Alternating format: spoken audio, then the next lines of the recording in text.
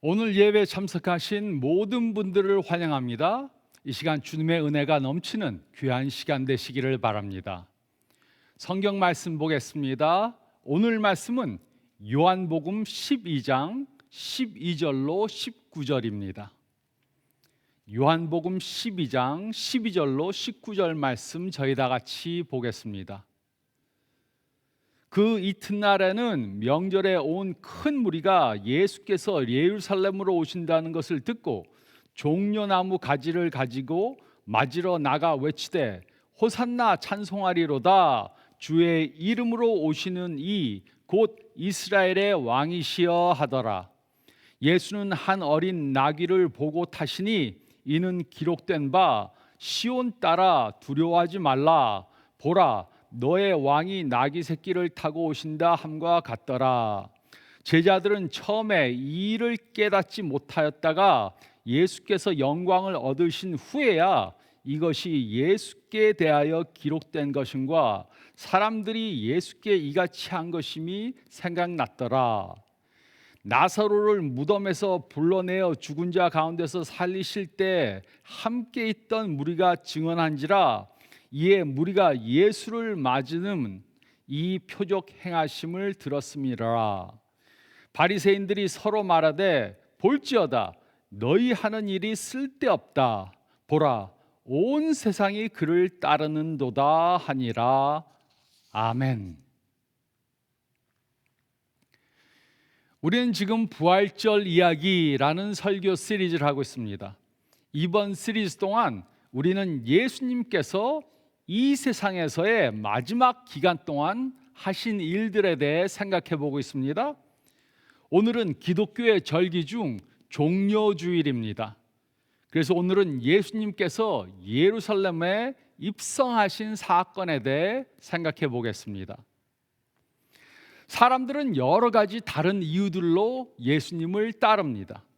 그러므로 다음의 질문들을 해보시기 바랍니다. 나는 왜 예수님을 따르는 것인가? 나는 왜 예수님을 주님으로 고백하는가? 나는 왜 오늘 예배 드리러 왔는가? 주님을 바르게 따르기 위해서는 우리들이 예수님을 따르는 이유가 무엇인가 생각해 봐야 합니다. 오늘 읽은 이 말씀은 네 복음서에 전부 다 기록되어 있는 사건입니다. 네 복음서를 기록한 마태, 마가, 누가, 요한은 모두 이 사건이 매우 중요하다고 생각했습니다. 그래서 이 사건을 각자의 복음서에 기록했습니다. 오늘 읽은 본문 말씀을 보면 유월절이 이제 5일밖에 남지 않았고 예루살렘은 유월절을 보내기 위해 온 사람들로 가득 차 있었습니다. 유대인 역사학자 요세푸스에 의하면 이 당시 적어도 200만 명가량의 사람들이 이때 예루살렘에 있었다고 말하고 있습니다. 이때 예수님께서는 예루살렘으로 입성하셨습니다. 이때 많은 사람들이 예수님을 따랐습니다. 몇백 명, 몇천 명의 사람들이 종려나무 가지를 가지고 나와서 예수님께 왔습니다. 그러나 그들을 조심스럽게 살펴보면 우리는 그들이 여러 다른 이유들로 예수님을 따랐던 것을 알 수 있습니다. 요즘 사람들도 여러 가지 다른 이유들로 예수님을 따릅니다. 그러나 우리가 예수님을 바로 따르는 사람들이 되기 위해 해야 할 것이 있습니다. 첫째로 12절로 19절 말씀을 보면 우리는 바른 이해를 가지고 예수님을 따라야 합니다. 우리는 바른 이해를 가지고 예수님을 따라야 합니다. 12절에서 13절은 다음과 같이 기록했습니다. 그 이튿날에는 명절에 온 큰 무리가 예수께서 예루살렘으로 오신다는 것을 듣고 종려나무 가지를 가지고 맞으러 나가 외치되 호산나 찬송하리로다. 주의 이름으로 오시는 이 곧 이스라엘의 왕이시여 하더라. 예수님께서 예루살렘에 들어가실 때 많은 사람들이 예수님을 따랐습니다. 요한은 이들을 큰 무리라고 불렀습니다. 우리는 이들이 누구인지 확실히 알 수 없습니다. 이들 중에는 예루살렘에 살던 사람들도 있었을 것이고, 또 갈릴리로부터 예수님을 따라 예루살렘으로 온 사람들도 있었을 것입니다. 그런데 이들은 예수님이 누구신지 확실히 알지 못하면서 예수님을 따랐습니다. 이들은 예수님께서 예루살렘으로 오신다는 소식을 듣고 예수님을 마중하러 나갔습니다. 종려나무 가지를 가지고 나가서 예수님을 맞았습니다. 호산나 찬송하리로다, 주의 이름으로 오시는 이 곧 이스라엘의 왕이시여 라고 외쳤습니다. 그러나 이들은 자신들이 무슨 말을 하는지 전혀 알지 못했습니다. 그래서 이들 중 많은 사람들이 며칠 후에 십자가에 못 박으라고 외친 것입니다. 이들은 예수님을 따르며 소리쳤지만 예수님이 누구신지 확실히 알지 못했습니다. 그러나 예수님이 누구신지 잘못 이해하고 있던 사람들은 큰 무리만이 아니었습니다. 예수님의 제자들도 예수님이 누구신지 잘못 이해하고 있었습니다. 14절로 16절은 다음과 같이 기록했습니다. 예수는 한 어린 나귀를 보고 타시니 이는 기록된 바 시온 따라 두려워하지 말라, 보라 너의 왕이 나귀 새끼를 타고 오신다 함과 같더라. 제자들은 처음에 이 일을 깨닫지 못하였다가 예수께서 영광을 얻으신 후에야 이것이 예수께 대하여 기록된 것임과 사람들이 예수께 이같이 한 것이 생각났더라. 즉 예수님의 제자들도 무슨 일이 일어나고 있는 것이며 또 예수님이 누구신지 확실히 이해하지 못했습니다. 이들은 예수님께서 돌아가시고 다시 부활하신 후에야 이 사건의 의미를 바로 이해할 수 있었습니다. 그래서 이들은 예수님께서 잡히시고 돌아가실 때 요한을 제외한 다른 제자들이 전부 다 도망간 것입니다. 그러나 예수님을 잘못 이해하고 있던 사람들은 큰 무리와 예수님의 제자들뿐만이 아니었습니다. 예수님의 적들도 예수님에 대해 바로 이해하지 못했었습니다. 19절은 다음과 같이 기록했습니다. 바리새인들이 서로 말하되 볼지어다 너희 하는 일이 쓸데없다, 보라 온 세상이 그를 따르는도다 하니라. 이 당시 바리새인들은 예수님께서 거짓 메시아라고 생각했습니다. 예수님께서는 자신이 하나님이 아니면서 하나님이라고 그렇게 말한다고 생각했습니다. 이들은 예수님이 누구신지 바로 이해하지 못하고 있었기 때문에 예수님을 죽이려고 한 것입니다. 그러므로 예수님을 따르던 모든 사람들은 전부 다 예수님에 대해 바로 이해하지 못하고 있었습니다. 큰 무리, 예수님의 제자들, 예수님을 죽이려고 하는 사람들 모두 다 예수님에 대해 잘못 이해하고 있었습니다. 요즘에도 많은 사람들이 예수님을 따른다고 생각하지만 예수님이 누구신지 잘못 이해하고 있습니다. 그들은 예수님이 자신들을 축복해 주시는 분이라고 생각합니다. 기도하면 들어주는 심부름꾼이라고 생각합니다.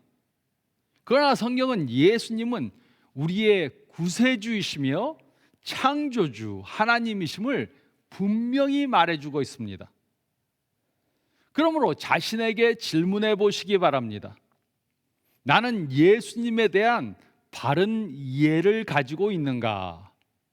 나는 예수님이 누구신가 확실히 알고 있는가? 만약 예수님에 대해 잘못 이해하고 있다면 우리는 예수님의 말씀을 직접 듣고 예수님께서 행하신 모든 일들을 직접 본 사람들이 기록한 그 내용을 읽고 그것을 바탕으로 예수님께서 누구신지 확실히 알아야 합니다. 우리는 바른 이해를 가지고 예수님을 따라야 합니다. 우리는 바른 이해를 가지고 예수님을 따라야 합니다. 둘째로 12절로 19절 말씀을 보면 우리는 바른 기대를 가지고 예수님을 따라야 합니다. 우리는 바른 기대를 가지고 예수님을 따라야 합니다. 예수님 당시 사람들은 예수님에 대한 잘못된 기대를 가지고 있었습니다. 13절은 다음과 같이 기록했습니다. 종려나무 가지를 가지고 맞으러 나가 외치되 호산나 찬송하리로다.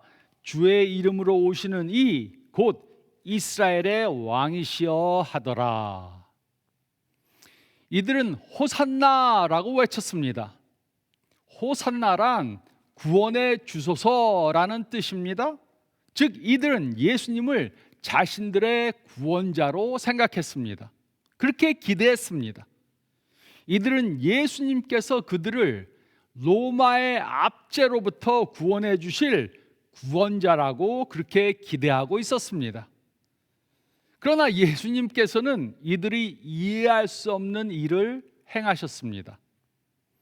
예수님께서 오시기 전 500년 전에 스가랴는 예수님께서 행하실 이 사건에 대해 예언해 주었습니다. 스가랴 9장 9절은 다음과 같이 기록했습니다. 시온에 따라 크게 기뻐할지어다. 예루살렘에 따라 즐거이 부를지어다. 보라, 내 왕이 내게 임하시나니 그는 공의로우시며 구원을 베풀며 겸손하여서 나귀를 타시니 나귀의 작은 것 곧 나귀 새끼니라. 예수님께서는 나귀를 타고 예루살렘으로 입성하신 이유가 있었습니다. 예수님께서는 자신이 바로 이스라엘 사람들이 기대하던 메시아인 것을 보여주신 것입니다. 그러나 예수님께서는 이스라엘 사람들이 기대했던 그런 메시아는 아니었습니다. 그는 알렉산더, 징기스칸, 나폴레옹과 같이 세상을 무력으로 정복하러 오신 분이 아니었습니다. 그 대신 그는 그들을 영적으로 구원해 주시기 위해 오신 분이셨습니다. 나귀는 겸손한 동물입니다. 그리고 이것은 예수님께서는 세상 사람들이 생각하는 그런 왕이 아니었다는 것을 보여주신 것입니다. 그런데 잘못된 기대를 갖고 예수님을 따른 사람들은 큰 무리뿐만이 아니었습니다. 예수님과 3년 반 동안 지냈던 예수님의 제자들조차도 예수님에 대한 잘못된 기대를 가지고 있었습니다. 이들도 예수님께서 이스라엘의 왕이 되실 것이라는 기대를 가지고 있었습니다. 이들은 예수님께서 왕이 되실 때 한 자리 얻기 위해 예수님을 따랐습니다. 그래서 이들은 예루살렘으로 입성하기 전에 서로 누가 높은가 싸웠습니다. 야고보와 요한은 예수님께 와서 예수님께서 왕이 되시면 한 사람은 좌편에 한 사람은 우편에 앉게 해달라고 그렇게 요청했습니다. 예수님의 제자들도 잘못된 기대를 가지고 예수님을 따랐습니다. 우리도 잘못된 기대를 가지고 예수님을 따를 수 있습니다. 어떤 사람들은 교회에 열심히 출석하면 하나님께서 자신들을 축복해 주실 것이라고 그렇게 기대해서 교회에 빠지지 않고 출석합니다. 어떤 사람들은 열심히 헌금을 하면 하나님께서 자신들을 물질적으로 축복해 주실 것이라는 기대를 가지고 헌금합니다. 또 어떤 사람들은 교회에서 열심히 봉사하면 하나님께서 자신들의 자녀들을 좋은 학교에 진학하게 해주실 것이라는 그러한 기대감을 가지고 열심히 봉사합니다. 그러나 이런 것들은 모두 다 잘못된 기대입니다. 우리는 이런 잘못된 기대감을 갖고 예수님을 따르면 안 됩니다. 그러므로 자신에게 질문해 보시기 바랍니다. 나는 어떤 기대를 갖고 예수님을 따르고 있는가? 나는 예수님을 통해 어떤 이익을 기대하면서 예수님을 따르는 것은 아닌가? 만약 잘못된 기대를 갖고 예수님을 따른다면 그 잘못된 기대들을 버려야 합니다. 그렇지 않으면 우리는 크게 실망하게 될 것입니다. 우리가 예수님을 바로 따르려면 우리는 바른 기대를 가지고 예수님을 따라야 합니다. 우리는 바른 기대를 가지고 예수님을 따라야 합니다. 그리고 셋째로 17절, 18절 말씀을 보면 우리는 바른 동기를 가지고 예수님을 따라야 합니다. 우리는 바른 동기를 가지고 예수님을 따라야 합니다. 예수님 당시 많은 사람들이 예수님을 따랐지만 그들은 모두 다른 동기를 가지고 예수님을 따랐습니다. 첫째로, 어떤 사람들은 어떤 이익 때문에 예수님을 따랐습니다. 이익. 18절은 다음과 같이 기록했습니다. 이에 무리가 예수를 맞음은 이 표적 행하심을 들었음이러라. 즉 이들은 기적을 경험하고 또 예수님께서 자신들의 이익을 챙겨줄 것을 기대하고 예수님을 따랐습니다. 그리고 오늘날에도 많은 사람들이 이와 같은 이유로 예수님을 따릅니다. 예수님을 따르면 무엇인가 받을 수 있다고 생각합니다. 그들은 예수님께서 영생, 축복, 보호하심을 주실 것이라고 생각합니다. 그래서 예수님을 따릅니다. 물론 이것은 잘못된 동기는 아니지만 우리는 이것들보다 더 좋은 동기를 갖고 예수님을 따라야 합니다. 우리는 다음 단계에 가야만 합니다. 둘째로, 어떤 사람들은 의무 때문에 예수님을 따릅니다. 의무. 예수님 당시 바리새인들은 이런 이유로 하나님을 따랐습니다. 바리새인들은 하나님의 법도에 순종하는데 초점을 두고 살았습니다. 이들은 하나님께 의무적으로 예배를 드렸습니다. 이들은 의무적으로 죄를 피했습니다. 이들은 의무적으로 선행을 행했습니다. 물론 이것은 잘못된 것이 아니지만 의무적으로 예수님을 따른다면 바리새인들처럼 율법주의적인 신앙을 갖게 될 것입니다. 우리가 예수님을 바로 따르려면 다음 단계로 가야 합니다. 셋째로, 어떤 사람들은 감사 때문에 예수님을 따릅니다. 감사. 17절은 다음과 같이 기록했습니다. 나사로를 무덤에서 불러내어 증언한 죽은 자 가운데서 살리실 때 함께 있던 무리가 증언한지라. 예수님께서는 나사로를 죽음에서 살리셨습니다. 그래서 나사로와 같이 예수님께 큰 축복을 경험한 사람들은 예수님께 감사하는 마음 때문에 예수님을 따랐습니다. 그리고 오늘날에도 많은 사람들이 예수님께서 그들을 축복해 주신 것 때문에 감사해서 예수님을 따릅니다. 예수님께서 그들을 구원해 주셨고 병을 고쳐 주셨고 자녀들을 보호해 주셨기 때문에 예수님을 따릅니다. 우리는 모두 예수님께 받은 축복 때문에 예수님께 감사하는 마음을 가지고 있습니다. 그래서 우리는 예수님을 따르기로 작정했습니다. 감사하는 마음은 예수님을 따르는 좋은 이유입니다. 그러나 우리의 신앙이 깊어짐에 따라 우리는 다음의 단계로 가야 합니다. 넷째로, 어떤 사람들은 영적 비전 때문에 예수님을 따릅니다. 영적 비전. 근데 많은 사람들이 이 단계에 오르지 못합니다. 이것은 예수님께서 우리들에게 우리들을 통해 무엇을 하신 것인가, 무엇을 하실 수 있는가 보여주실 때만 이렇게 이런 비전을 가질 수 있습니다. 예수님의 제자들은 이런 비전들을 받았습니다. 그 예로 예수님께서 베드로에게 그를 사람을 낚는 어부가 될 것이라고 그렇게 말씀하시면서 그에게 그 비전을 주셨습니다. 그리고 베드로는 그 비전을 받은 후에 예수님을 따르는 사람이 되었습니다. 그리고 요즘에도 많은 사람들이 예수님께서 그들에게 준 비전을 이루기 위해 예수님을 따릅니다. 우리들 중에도 이런 비전을 받으신 분들이 있을 것입니다. 예수님께서는 우리를 통해 어떤 비전을 이룰 것인지 보여주셨습니다. 그리고 우리는 그 비전을 이루기 위해 하나님께 헌신했습니다. 그러나 우리들 중에 어떤 분들은 너무 바쁜 삶을 살다가 그 비전을 잊었을 수 있습니다. 그리고 우리들 중 어떤 분들은 이 설교를 들으면서 심장이 빨라지고 강하게 뛰는 것을 경험하시는 분들도 있을 것입니다.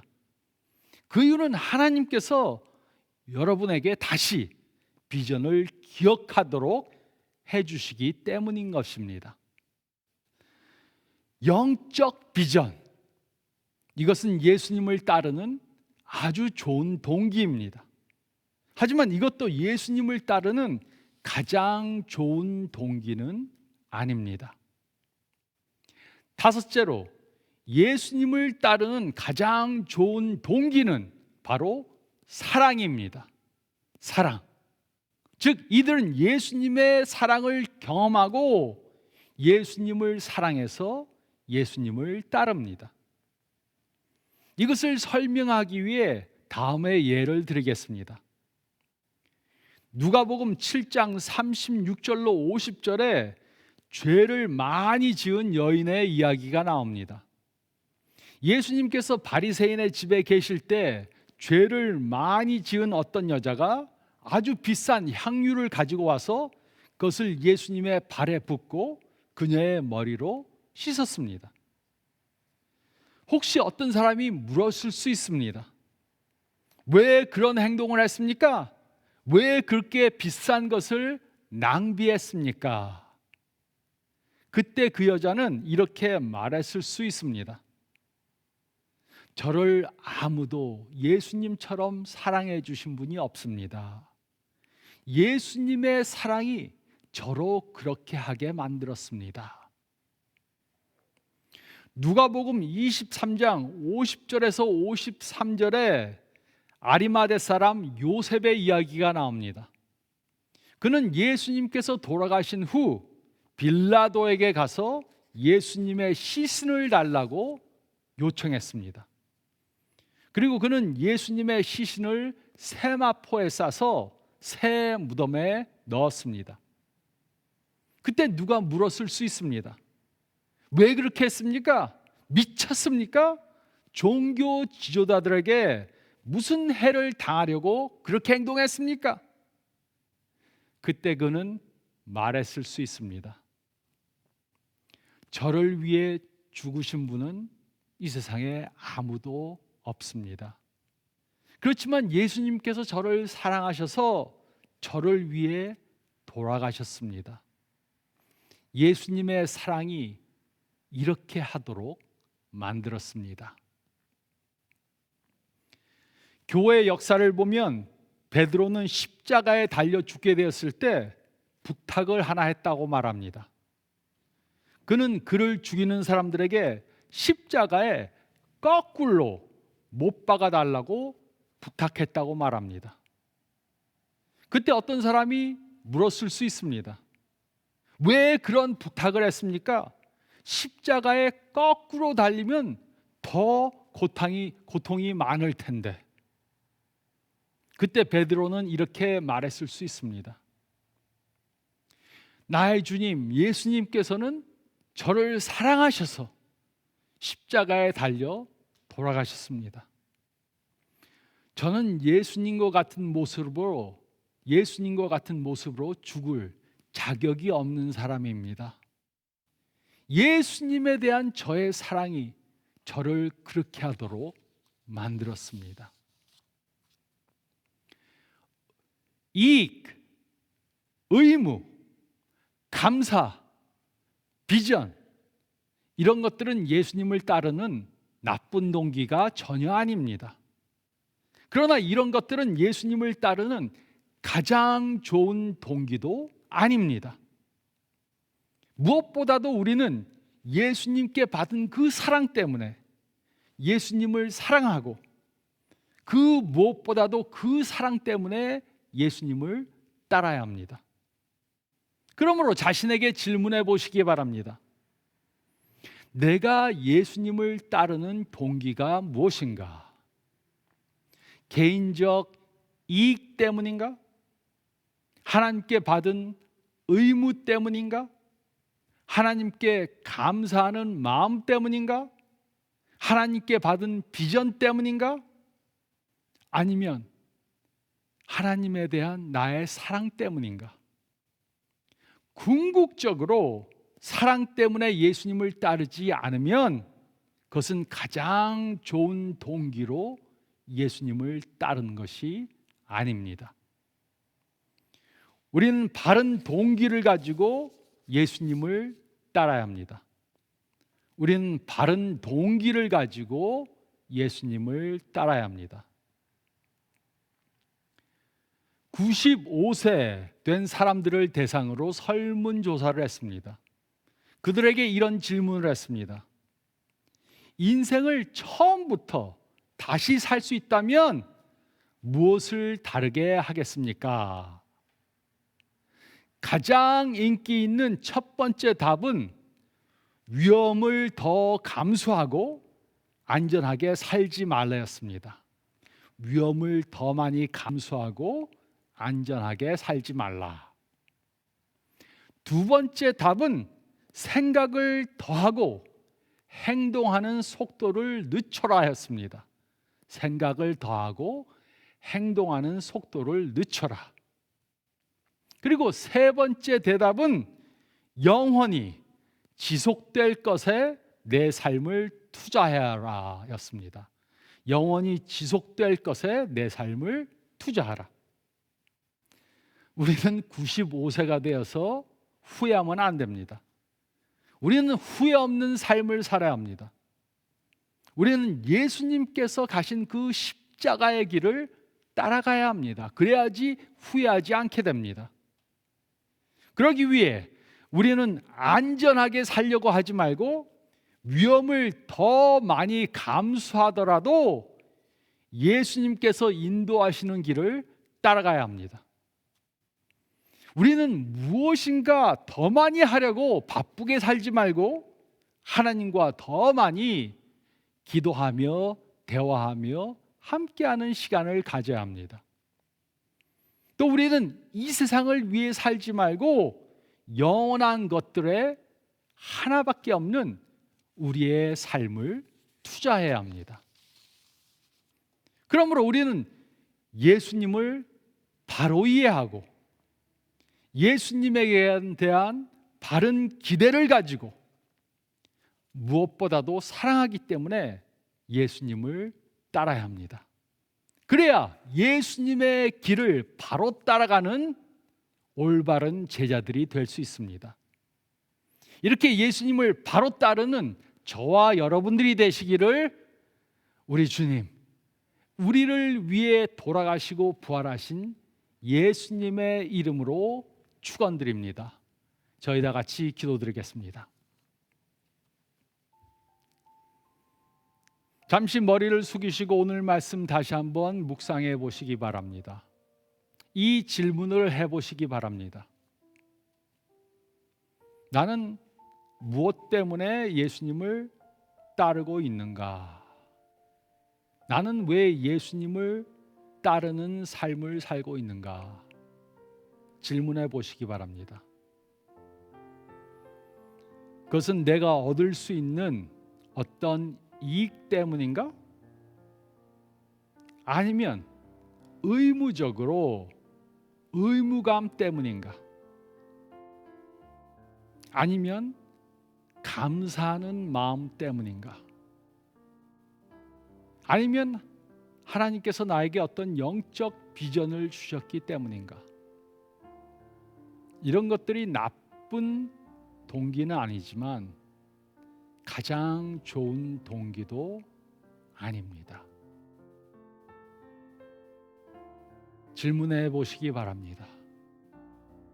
나는 하나님의 그 사랑을 경험하고 내가 하나님을 정말 사랑해서 예수님을 따르고 있는가? 아직 그 단계에 이르지 못했다면 이번 주 동안 계속해서 예수님께 사랑을 고백하며 사랑 때문에 예수님을 따르는 저희 모두 되고 그렇게 부활절을 준비하는 저희 되기 위해서 기도하시면서 한 주간 사시기 바랍니다. 제가 기도하겠습니다. 주님 감사합나이다. 저희 자신들을 돌아볼 수 있는 시간을 주심을 감사드립니다. 다른 이유들 때문에 다른 동기 때문에 예수님을 따르는 저희들 되지 않도록 도와주시고 궁극적으로 하나님의 사랑을 경험하고 저희가 하나님을 사랑하기 때문에 예수님을 따르는 저희들이 될 수 있도록 도와주시옵소서. 주님, 제가 정말로 예수님을 사랑합니다. 이 세상의 어떤 것보다도 어떤 사람보다도 예수님을 더 사랑합니다. 고백할 수 있도록 도와주시고 우리가 진정으로 사랑하는 예수님을 위해 예수님이 주신 그 길을 따라가는 저희 모두가 되게 도와주시옵소서. 이번 부활절 기간에 그런 신앙을 가지는 저희 모두가 되게 도와주시고 예수님을 더욱더 사랑하는 저희 모두가 되게 도와주시고 인도해 주시고 능력을 주시옵소서. 감사드리올 때 이 모든 말씀 우리 주님 예수 그리스도의 이름 받들어 간절히 기도드리옵나이다. 아멘. 한 주간 이렇게 예수님을 사랑하며 부활절 준비하시는 모두가 되시기를 바랍니다.